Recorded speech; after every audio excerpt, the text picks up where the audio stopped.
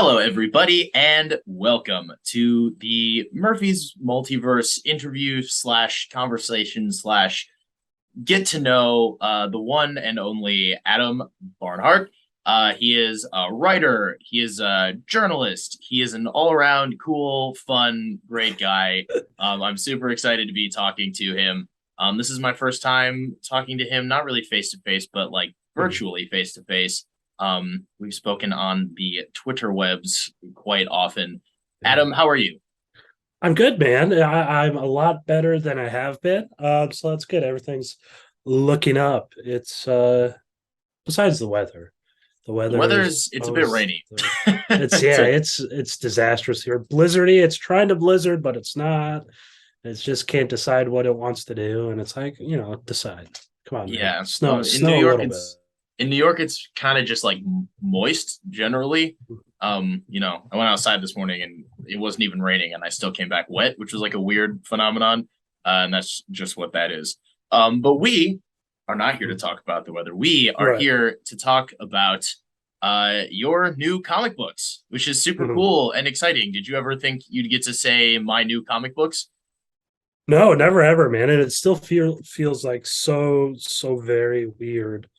Um I don't know how I got here, to be quite frank. I'm just my mentality around the whole thing, man, is I'm just kind of going with the flow, seeing where the flow takes me and seeing where it goes and telling this story when I want to tell the story. I'm very, I don't know if I go through phases. I guess it's fair to say I go through phases. Um that's partially due to my attention issues. But I'm just going with the flow, man. I'm just going wherever life's taken me, and life's taken me into comics writing at the moment. I think that is just the coolest. I'm sure there are a lot of people watching this who have always wanted to write a comic or maybe writing comics of their own Mhm. and looking for ways to get them published. So before we even get into the wonderful comics of yours that I have read and very much enjoyed, Mhm. I would like to do a little get to know Adam segment Mhm. really Okay. quick. Yeah. So I would love to know, how long have you been writing? I imagine that before you did these comics that are going to be Mhm. published, you maybe did like a few fan comics here and Yeah. there. I Mhm. know you've been writing professionally for comic book for a minute now. So how did that all get started? Like at what point in your life did you realize I'm a writer and this is what I'm going to be doing? I first got paid for writing, I think between eighth and ninth grade. Um, I had growing up, I took fantasy football way too seriously. So we had a keeper league within our neighborhood, and I treated it like an actual franchise. I would type up um, pre-game previews and recaps. And when I signed or traded or released someone, I type up a little thing and post on our message board at the time, and that spiraled into the local newspaper. The Pocahontas Record Democrat is circulation 3,000, I think 2,300, something like that. They were looking for a sports writer. So I sent in the clips I had through fantasy football, thinking nothing of it. Like, yeah, okay, come write sports for our weekly newspaper. So I was doing that. I did that for like my the summer between eighth grade and ninth grade, maybe. I did a couple summers, baseball, softball, football, basketball. But yeah, so that was the earliest writing I actually got paid for. Before that, I've always had this fascination with RPGs and such, like make your own or create your own. Yeah. I played World of Warcraft. Yeah, just I don't know, something like franchise running on men and making characters. I would always buy the video games where you could at least create your own character or customize the look of your character, Yeah. and making, I don't know if you want to call them comics, but you know how kids draw. Yep. Kids draw and write some certain things. And I go back through that stuff every now and then, and um just reminisce and see maybe some of these ideas I could actually bring to life now that we're 25 years down the road or whatever. But yeah, so writing sports for the local newspaper was my first technical professional gig, and I spent a while in sports and communications type stuff before I got into entertainment and Marvel stuff. When was that? That was 2015, 2016, I think. Um, was when I started writing for MCU Exchange, and that's where I met Charles, and that's where I met people like Caleb and Rhiannon. Who else was there? Joe was there for a little bit. We Charles love Joe. Villanueva. Who else? Bunch of other people I can't. Nicole, obviously, no Nicole. Yep. But yeah, so that's where that was 2015, 2016 already.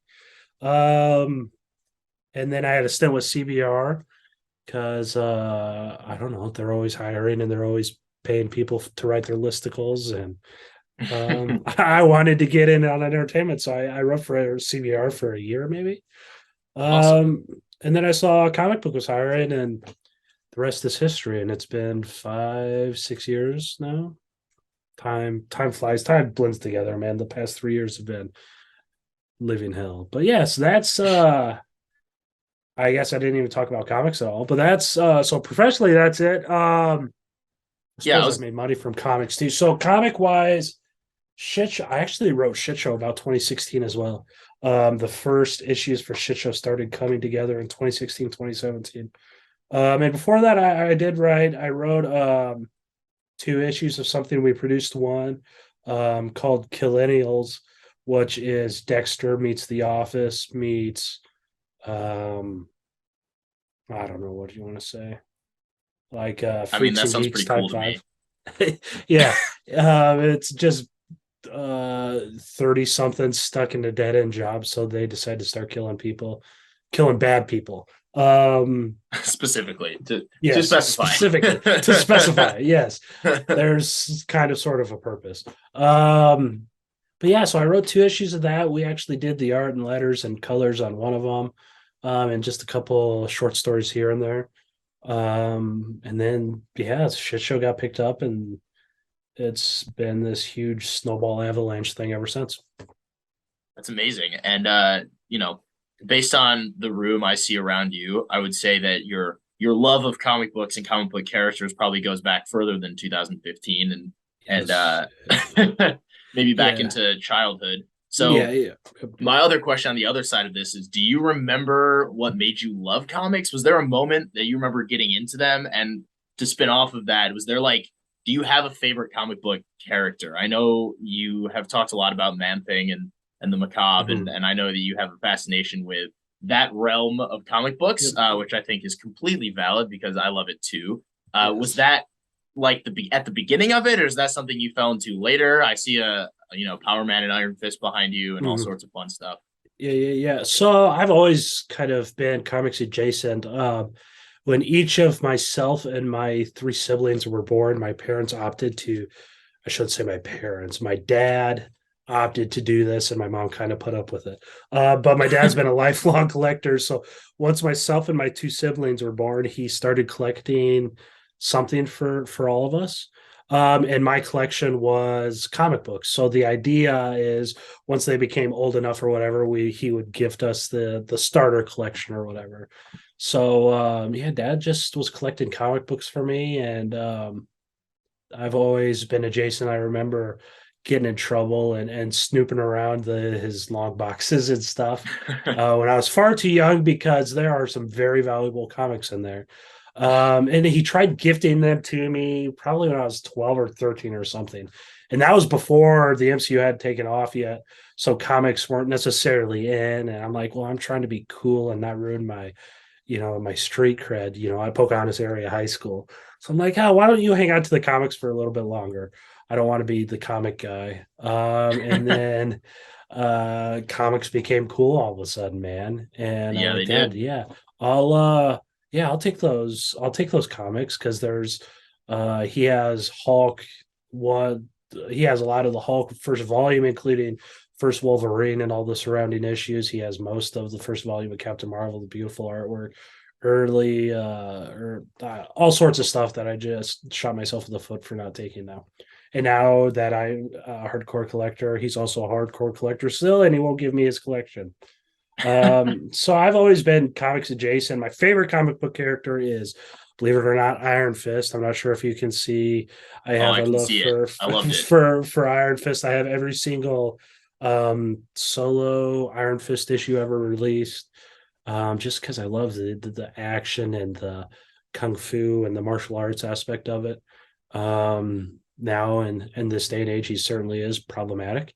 But it is what it is. And then, like you said, the horror stuff, the macabre, the man thing. I have man thing on my desk right here.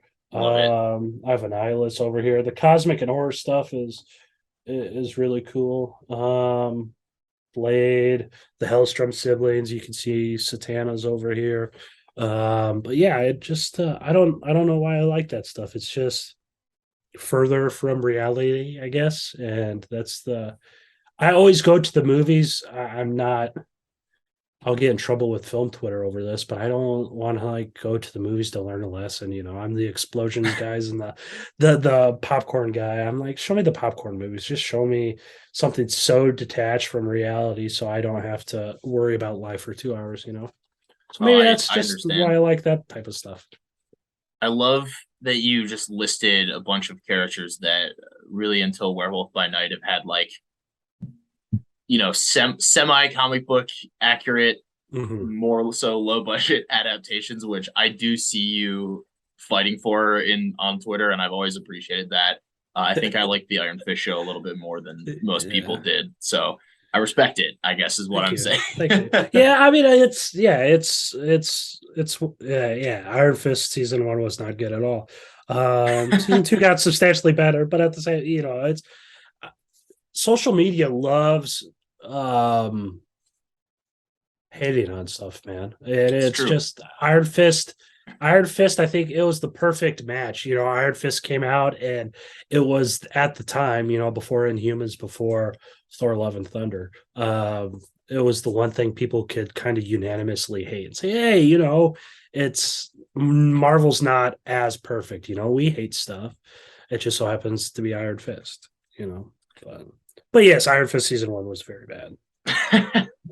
Well, moving into stuff that you have written and stuff Mhm. that I have read, and like I said, very much enjoyed. You have a comic Okay. coming out called Keepers of the Cosmos, Yes. which is a great title. I Thank very you. much enjoyed that. Uh, so let's talk about that. Let's talk Mhm. about this honestly raunchier than I expect. I don't know what I expected. I didn't know too Mhm. much about it before I read it, aside from the fact that you wrote it, and I liked the articles of yours that I had read and stuff like that. I think that the Guardians of the Galaxy, even in the name, inspired roots are definitely there, but it's not. Mhm. It's not that. It's very much something else. So what inspired you to tell? You said earlier that you're kind of just going with the flow. These are just the Mhm. stories that you wanted to tell right now.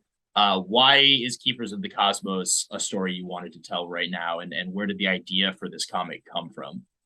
I wanted to while writing Shit Show 1, I wanted to I always as a writer, I always get myself into this. I write myself in the two corner in the sense that I always momentarily forget that I can write whatever the hell I want. This is a Mm-hmm. comic book, but I always battle with myself that, oh, this one happened in real life and this one happened in real life. And then eventually, it's just like, Adam, you dumbass. Like, he has laser vision. Of course it won't happen in real life. But it's just like that battle and that struggle, that I'm like, well, let's just at least um, introduce this cosmic thing where there's no rules whatsoever because it's science fiction and there's not saying, this person can breathe on Pluto because it's in the space. We know nothing about Pluto, whatever. There's less restrictions, there's less rules. You can make your own rules from planet to planet. So that was the crux of developing Keepers of the Cosmos. There were some characters involved. that were going to be involved in shit show through backup issues. That I'm like, okay, well, I'm at least formulating this idea in my head. Maybe we save these characters and put them in this space story instead. So that's kind of how Keepers formed, and I just hit the ground running. That story came to me super, super easy. I knew I wanted a character that was a Care Bear, but if that Care Bear was written slash drawn by Rob Liefeld, I will so say that when I got to the point of that character's introduction, again, not really knowing anything about this comic, I just like the biggest smile on my face because it's just the most purely ridiculous comic book. Like you said, you can yeah. write whatever the hell you want, and if you want a Care Bear in space, like you can have a kick-ass Care Bear in space, and I love seeing stuff like that come to life. Yeah, and it's awesome. During one of the backup stories in Shit Show One, you see his, even though they're Care Bear pirates and stuff, their home planet still looks like the Wonka factory and stuff. There's chocolate waterfalls and stuff like that. So it's just, yeah, I mean, it's comic books, man. You can, the sweet thing about comic books is that you don't have to, I mean, you do have to worry about a budget, obviously, but not in the sense of visual effects or something like that. You don't have to ground it down for any certain reason because it costs the same amount to draw a dragon as it does to draw the antennas on top of the building. So just full send it and do crazy goofy little shit like that. So yeah, there's Lemon Drop. I named it after my favorite candy, so that is a nice little Murphy's Multiverse exclusive. um I appreciate that. yeah, but no, that's the earliest days and thoughts behind Keepers, at least. Amazing. Is Lemon Drop your favorite keeper of the cosmos? I don't know if you're really allowed to have favorites as the guy who writes all of them, but No, he was yeah, certainly up there that's for me. right. No, it always changes, man. It always really changes depending on the story I'm writing on. And I just kind of let that I've learned to um this might be sound like very therapeutic, but I've just kind of allowed myself to let my ideas and brain go down the certain angles it wants to, or the paths it wants to, at least when it comes to writing. So if I'm writing Keepers of the Cosmos Volume 2 Issue 3, and I get to a spot where I just can't think of anything, and it sits there and I sit on it for a couple of days, but then another idea comes up, I'll momentarily follow that, and just write down ideas and jot down ideas and stuff like that. So my favorite changes all the time. Lemon Drop's been my favorite character. I got to a point writing Shit Show Volume 1 where I kept writing myself into a corner, and I'm like, okay, I have a really good idea. Something happens at Shit Show Volume 1 to Macabre Male. And the idea just started writing itself, in my head canon. So I'm like, I'm gonna write a comic about this idea, that the journey she goes on between the two things that happened to her in Shit Show Volume 1. And then I'm like, oh man, Macabre Mel's my favorite character. And then I write that. And then I think of an idea for Goalie with Keepers of the Cosmos, because that's my wife's favorite character. She'll tell you that. I'm like, okay, well, Goalie's my favorite too. And then John Knock comes in. I'm like, oh, sweet, John Knock. That's a really good idea, John Knock. But yeah, it changes on the mood, man. I have characters I've created I hated, and are my least favorite just because they're gross people and gross characters and such. Of course, But yeah, yeah, man, I'm not sure. I mean, you always have to go with the Superman legend, Rich McCoy. He's kind of the A-list guy in our universe we're building, and Snake Root and Moonspawn. He's a big goofy guy. I have some really fun shit. You know that the Star-Lord Mormon and Guardians 2, I'm going to make some really weird shit. That's pretty much just me every yeah. single day. With some ideas popping. Snake Root, our alien swamp monster. He's pretty cool. But yeah, man, I just no, I'm not allowed to have favorites. And it changes every single day. You are allowed to have favorites, but you're just not allowed to tell people who they are in the moment. Right. I mean, yeah, I think our release schedule dictates that. Of course. I mean, but yeah. So you mentioned something that really stuck out to me that I liked. that you said was the idea of being stuck on an idea or not having an idea, and then something maybe random comes to you and you just go Mhm. with that because it's something you're creating in the moment. Something I was really impressed by when reading Keepers of the Cosmos was the amount of world building you're doing. In even I've read only the first two issues, Mhm. and even just the amount of world building that happens in those two, comics, relatively brief bits of storytelling was astounding to me. It's a Thank you. lot to keep track of. It's a lot Mhm. to put into a story and keep the flow going. So it's not just exposition and all that fun stuff. So do you enjoy like the world building aspect Mhm. of this? Is that something that Mhm. really comes out of just I'm gonna make some weird shit and see what happens, or is do you have like a are you keeping track of that in any way, or is it just kind of coming out of the old noggin? No, it's all keeping track. I'm trying to look around for all of my folders I have. Like here's a this is kind of how I write. Here's my series Bible for a story I'm working on that says something happened to Uncle Chuck. But within it, I keep just everything. I have all sorts of like I have all these little booklet things and character sheets and all sorts of stuff. So I have a series Bible for Keepers of the Cosmos, and in that is all sorts of stuff that will probably never see the light of day. Like Mark Sullivan Nightbrand is soldier slash space cop that and a Green Lantern type group called the Astro Brand Corps. And I have that all mapped out. I have all the ranks. I have all the battalions, whatever you want to call it, Task Force Draco or all the sectors mapped out and what the actual the ranking is, all the insignia, what AHC means if you'll read it. There's in Keepers of the Cosmos, you'll see the um home base, I guess, of the Keepers is the AHC Morissette. So Astro Brand heavy cruiser, light cruisers, stuff like that. That's all in there. Some of that stuff is in the Keepers Volume 2, I guess, as we dive into Hmm. the Astro Brand and things of that nature. But yeah, I just love dealing with that stuff. It helps. I think being such a fervent follower of all things MCU as well, that's helped out a lot. It's like, okay, Yep, so this is the type of shit that I pick apart anyways. So how about I exactly. explain that and get that down? So maybe it doesn't need to be in the story, but at least it's there so it can be in the story if it needs to be or in the future or something of that nature.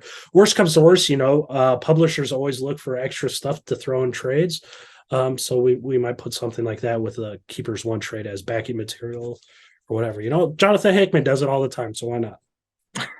Yeah, I definitely think growing up a nerd, there's a sort of Tolkien-esque precedent set that when you are creating a universe, there's some sort of Bible or like Yeah. extensive, like you said, backlog of information that you keep and can just reference it at any time, and it's Yeah. like an endless supply of material, which is great. You keep mentioning, volume one and volume two and all that fun stuff. So I'm curious, how far ahead do you have these stories mapped out? Mapped out quite a while. I have, Shit Show Volume, Shit Show proper. I kind of look at that as our Avengers or our Justice League, our base title. We're working on Volume 2 right now. We have an issue in the can for that.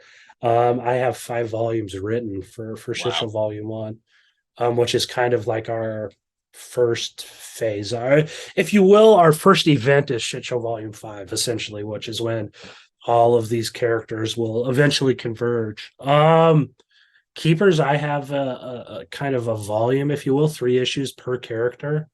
The next one is more of a micro series, a 2 issue series about Nightbrand, and we drive into the Astro Brand Core and things like that. And then so I'll call that volume 1.5, really. And then 2 follows Vafara and this really cool, what do you want to call it? Sci-fi. It's more fantasy than anything. It's really beautiful. I have some key art I just got in this week for that, and I'm pretty excited. No, I just, yeah, like I said, mapped down. I have so much. Sorry, I keep looking around, but I'm always No, looking for like the, it's the fine. stuff to show you. But just like all sorts of notebooks and stuff, man, and the Bibles and stuff. I have so 5 volumes of Shit Show, Keepers of the Cosmos, 5, 6 volumes. Moonspawn and the Defenders of the Dark.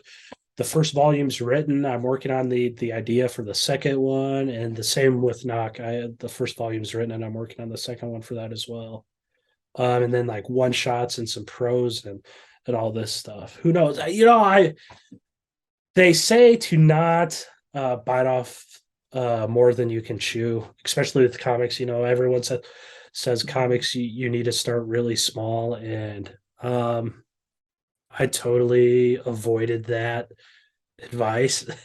And I'm just winging it, man. I have no idea how far this is actually going to go. If it's going to go 5 volumes of each thing, awesome. At the meantime, I have no intention to stop.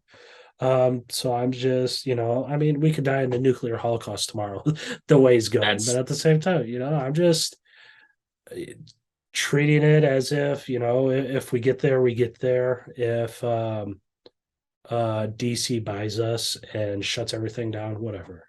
Maybe Valiant wants my characters. I probably won't sell to Valiant, but no, yeah, it's whatever, man. I'm just trying to make some stories, and I always think it's good to know where the story's going. You yeah. know, Um, again, you mentioned I think it's cool how many different, genres of storytelling you're kind of dipping your toes into with this big old universe you're creating.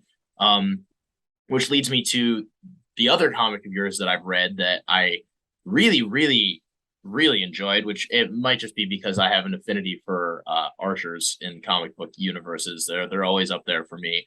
Mhm. But I did read the first issue of Knock, and I liked it a lot.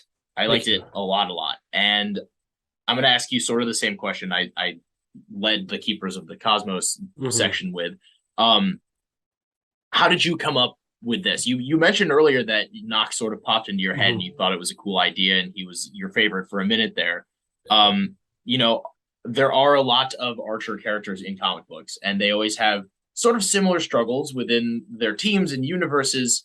And you do touch on that in the first issue, which I liked, but Mhm. you touched on it in a way that I hadn't really seen done before. So where does this idea for John Knock come from? Um, how does this work for you? When I started first pitching around Shit Show, most publishers were saying no because they don't want anything to do with superhero books. And it's always that you hear it so much and so much and so much that we're not interested in capes and tights, and we're not interested in superheroes. And I'm like, well, what the hell determines a superhero? I mean, you guys are telling all sorts of sword and sorcery things, which is also magic and fantasy and elves and orcs, or you're telling the next sci-fi story. Where's the line drawn at superheroes? Is it just because he has a domino mask on? Is it just because there's a character with a cape? Because we could change the character designs. We could take the cape off. What makes it a superhero book? Is it just the fact that someone's doing good? If that's the case, every single story ever told, that has a protagonist Right. is a superhero story. So that's kind of the thing I struggled with. I mean, at least getting Shitchel picked up, and I'm like, well, why don't we just tackle that head on? What is a superhero? And that's kind of the thing we explore with Knock Volume One. Is superhero, does that mean super abilities? Does that mean something more than human? Does that mean alien? Does that just mean getting the cat from the tree? Does that mean being a first responder? Does that mean being a doctor? What is, being a superhero? And that's the idea that kind of launched Knock. Obviously, I think anyone's brain will instantly go to the Archer character with that. It's always Hawkeye's always the source of comedic relief. Green Arrow. Just no matter who or what or what publisher, it's always the person with the bow and arrows that always catches the most flack. So that's just kind of the initial thoughts behind Knock. And yeah, that story came super quick because um, it's just across that question with, I think all of us want to there's a line in Mr. Jones from the Counting Crows, and I'm going to get so upset that I'm not recalling it. It's something about we all want to be big stars, but we each have different reasons for that. Yeah. Um, and I think that's true with everyone. I think every single person on this planet has some sort of desire, or at least the dream or the idea. We always dream about winning the lottery, or we always dream about walking a red carpet, or we always dream about doing this or doing that. So it's combining that idea, or the lust for fame, with the the inner struggle of trying to determine, am I a superhero, am I not a superhero, am I a celebrity, am I not a celebrity, and all of that. And the end result is Knock. Yeah. I do think you just became the first person I've ever interviewed to quote a Counting Crows song, which I don't have any sort of trophy to give you, but I wish that I did Thank you. because I think that's pretty impressive. Thank Um, you. yeah, I like you mentioned that the Archer characters are often the comedic relief, and they are, and it doesn't mean that they're not complex or that they Mhm. don't have darker sides, but Nock is very much not comedic relief, Mhm. based on what I've seen. In fact, he almost reminded me of a cross between that Hawkeye or Green Arrow character and like the Punisher or like Mhm. Rorschach or something, someone with a darker, more grizzled worldview.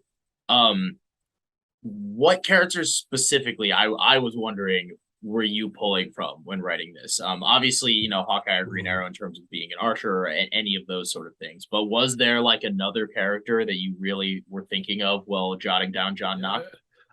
Yeah, the Green Arrow slash Hawkeye, of course. But then again, Punisher's another good one. I'm not sure I pulled inspiration from, but that's a good comparison. What I always look for, especially with Knock, is Daredevil type stuff, just because Oh, Matt's nice. always so sad, and he always has these inner, the inner battles, inner struggles regarding his faith and what he does, and things of that. So I look towards that. Narratively of Frank Miller stuff. Obviously, Born Again is going to be the first one anyone says when it comes to Frank Miller Daredevil. Just that kind of structure and style.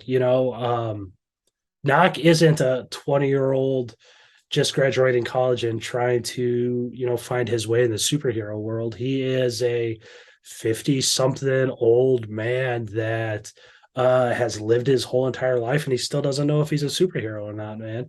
He still has that self doubt. And I mean, most people are going to fight self doubt until the day that we die. And it's life, it's a pain in the ass. And, um, but it goes on, and I'm always down for soul searching, and that's what John Knox up to now. What It's never too late to become a superhero. At least that's what John Knox hopes. Yeah, I almost felt while reading it. Anyone watching this who's interested in reading Knock, um, it gave me very similar vibes to The Boys or Invincible in Mhm. terms of how it views superheroes and that world of just because you have superpowers and just because you're saving people on TV, it doesn't necessarily mean you're some altruistic Superman type. And not being able to recognize that for me was such an interesting hook. Um, while reading it, so that would be like my plug if I was Thank you. suggesting it to someone is like Mhm. if you like the boys and or Daredevil is such a great. I can't believe I didn't see that myself when I was reading it. Or Daredevil, like the Netflix version of Daredevil. This feels like something you would really like, and I love being Mhm. able to recommend stuff like that to people. So I will Thank you. I will give you kudos on that. Thanks, man. Before we start closing this thing out, I would like to give you an opportunity. Do you have anything else in the pipeline that you would like to tease or that's, coming soon, but Mhm. maybe not yet like officially announced, or if you don't want to do that, you catch my drift Oh here. yeah, let's so next year, which is in 3 weeks, 2 weeks already. January 3rd, we are launching pre-orders for knock number one, and we're doing it through Lunchroom Riot, as you can see on my hoodie here, which is a publisher, I guess, that I'm launching next year through various things. You can't buy our books at your comic stores just quite yet because of Diamond and stuff. But if you tell your comic store to reach out to me, then you can buy it through your comic store, or you could just buy it through us once we launch pre-orders and such. But so that's Knock, and we're releasing Knock quarterly throughout next year. We have Macabre Mill, 2 issues of Macabre Mill, Wicked Salvation coming out throughout next year through that same process. 3 issues of Keepers coming out through Scout Comics because that's under a contract with them. And a book that's really, really interesting called Hypnot, Gods Unwanted. And it's about this pulp age sorcerer who isn't sure if his god exists until the day where he finds out, well, my god does exist and he's a piece of shit. So that's kind of Hypnot Gods Unwanted. It's almost like a Doctor Strange buddy comedy without the comedy. I don't know, it's so bizarre and weird and trippy. I have no idea how it came out of my brain. But it's one of those things I went down the one of the paths I went down, and I love it. I really want to do a story. I'll show you this. This is the key art / cover of Snake Root. Oh, I love it. You can see that. I want to we're working on this. We're calling it House of Haunts. And I'm taking some tournament stuff from Immortal Iron Fist and combining it with Justice League Dark and Dragon Ball Z and all sorts of other weird stuff that has no reason being together, but it is. And it's like this. It's Mortal Kombat, but if Mortal Kombat instead had Justice League Dark or the Midnight Suns in it, that's essentially what we're doing, and that's we're pushing for next fall on that one, man. But comics, they sure take a while. But I got plenty of stuff, man. 2024, I'm already working on the schedule for that. I don't think I've told anyone this, but Moonspawn and the Defenders of the Dark Volume 1 is going to be a 24 book. Again, we're going to hope to release that quarterly as well, just like Knock. That'll be kind of our flagship title of 2024, which is our universes, of course, Midnight Sun / darker type stuff. You have Zarya Moonspawn, who's a badass sorcerer. You have Taliska, who's a vampire. You have a guy called Dr. Obsidian, who's the ward of the Shadow Realm, and he makes jagged rocks that decapitate people. And you have Lady Lucid, who's very lucid and light and bright. You have Snake Root, and then you have this dude named Crisis, who can turn every piece of his body, skins, bone, blood, and all into a bug. Various swarms of bugs and creepy crawlies. So that is Moonspawn, the Defenders of the Dark. That's one of those stories I never expected it to go in the direction it went. But as I was writing, I'm like, it's clear it has to go this way. So I'm going to pull it this way. And it just punches you right in the.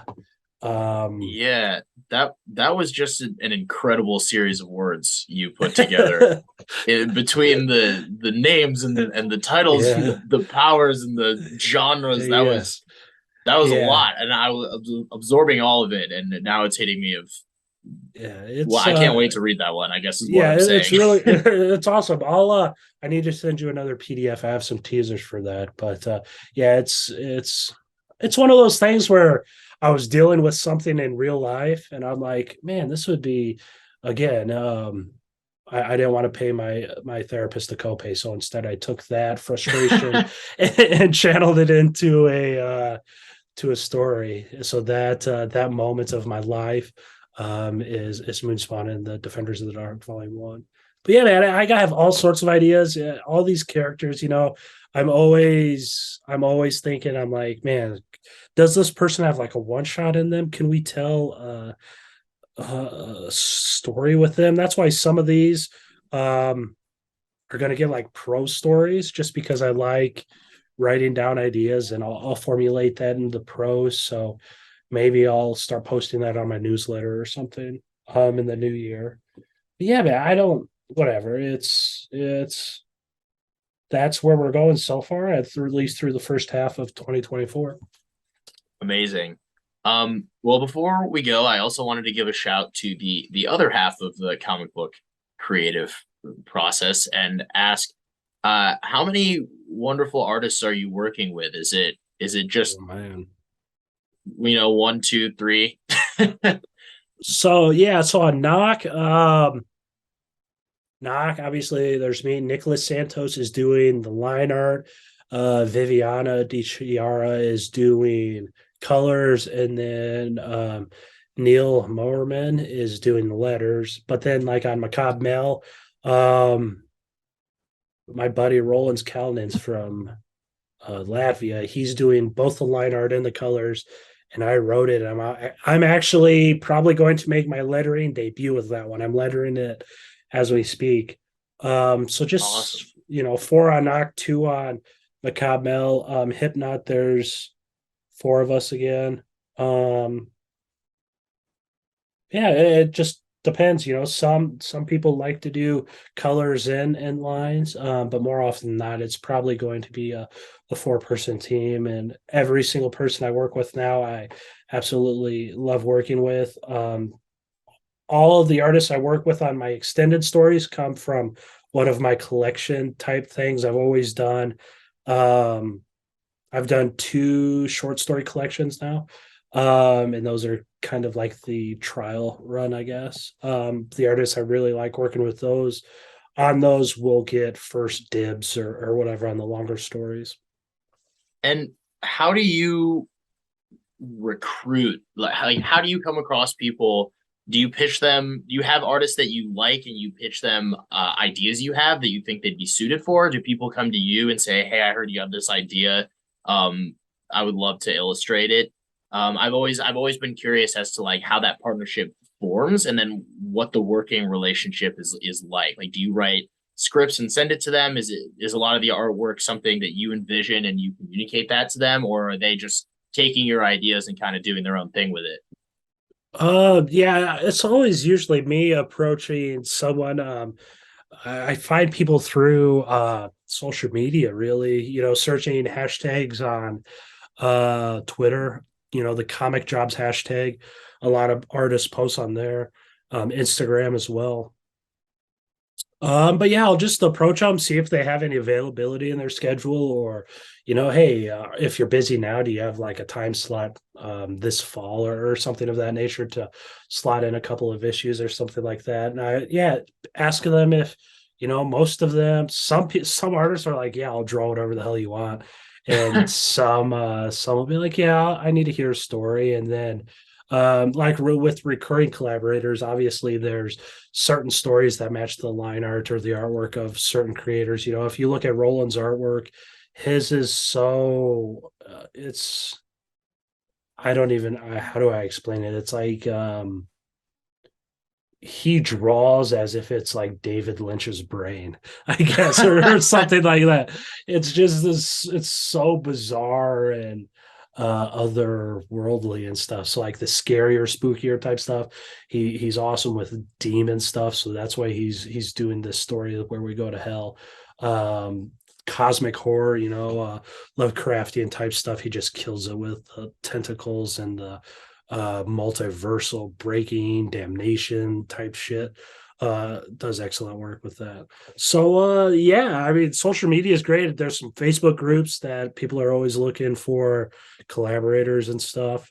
um yeah, it's all about the networking and things like that. This I reached out through Facebook to Kim Jacinto 2-3 years ago, I think. At the time, he had just got done doing Century at Marvel with Jeff Lemire, and I'm like, man, you're one of my favorite artists ever. Will you do a cover for me? And he's like, man, I'm super swamped right now. I can't do any commissions. And earlier this year, he's like, hey, man, I haven't talked to you in 2 years, but I just got a spine open up. I'm like, hell yeah, That's let's do it. insane. That's so cool. Yeah, Yeah. so yeah, we he just did a cover for Knock, and I'm gonna blow it up and get it like a 27 by 40 piece, man, because it's like, man, this is Yeah. insane. This is something I wrote, and Nick helped me design and bring to life, and all of a sudden one of my favorite artists just drew him and is allowing us to use his artwork as a cover on our book that people are going to buy. And That's it's a just, dream come true. yeah, it's so bizarre. He's one of two. Kim is one of two artists. I just found the sticky note the other day. Hopefully I didn't throw it away. But I like doing bucket lists. Right. I did when I started at comicbook.com, I came up with a bucket list of people I wanted to interview. And everyone's off there now that Wesley Snipes finally got checked off. So I did the same with comic artist David Rubin of Black Hammer stuff. He did Ether with Matt Kent. He was one of them. He did a cover on Shit Show Shorts. Kim Jacinto was another one. Just did one for Knock. Gabriel Hernandez Walta is the third one of Vision fame with Tom King, and then the one I'll never get is Mike Mignola of Hellboy fame, of course. So those are my bucket list artists, man. 50% done. 50%. 50%. We're halfway I mean, there. how hard could the other 50% really be? I feel like we're gonna I gonna get the there. amount of times I've bugged Gabriel Walta to I'm like, hey, so I know you're writing this one miniseries for Dark Horse at the moment, but what's your schedule look like? He's like, man, I'm busy for the next 5 years. So then 5 years pass, and I'm like, hey, man. He's like, Adam, I'm busy. I said, okay, whatever, that's fine. No, but he's awesome to speak with. Gabriel's awesome. He's a super polite. Um, we just need the schedules to align. That's great. They will someday. Well, this has been a wonderful chat. Thanks, Um, man. I don't want to take up too much of your time, but before we go, um, do you have any closing statements, thoughts, ideas on your work that you would like the people to know before we get out of here? Anything I haven't asked yet that you were hoping to talk about? No, I think we're good, man. Just you can follow me on social media. I'm on Twitter and Instagram. You could sign up we're on Substack now too, lunchroomride.com, and you click on news and you can sign up to our Substack, and we're going to do weekly stuff throughout the year of 2023 on that. But other than that, yeah, man, just that's it. I think we ever covered everything. Just Amazing. do what you want to do unless you're hurting yourself or somebody else, man, and live life to the fullest, I suppose. Those are the best closing words, better than anything I could have thought of. So, Adam, thank you so much. Thanks, man. I've been Hunter Radesi of Murphy's Multiverse. Everyone, thank you for watching, and I hope everyone has a beautiful day. Peace out.